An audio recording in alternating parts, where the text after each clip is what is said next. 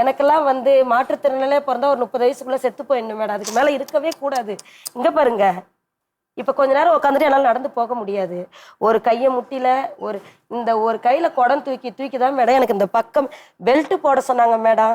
அந்த பெல்ட் என்ன ரேட் இருக்கும், எங்க போய் வாங்கணும், ஒருவேளை மெடிக்கல்ல வாங்கணுமா, இல்ல டாக்டர்ஸ் பார்க்கணுமா, இல்ல கடையில கிடைக்குமா, என்ன ஏதுன்னு தெரியாது. அதை நான் வாங்காதே விட்டுட்டேன். எனக்கு நைட்ல இதுல வலி இருக்குது பாருங்க மேடம். என் குழந்தைக்காக வாழணும், என் கணவருக்காக வாழணும்.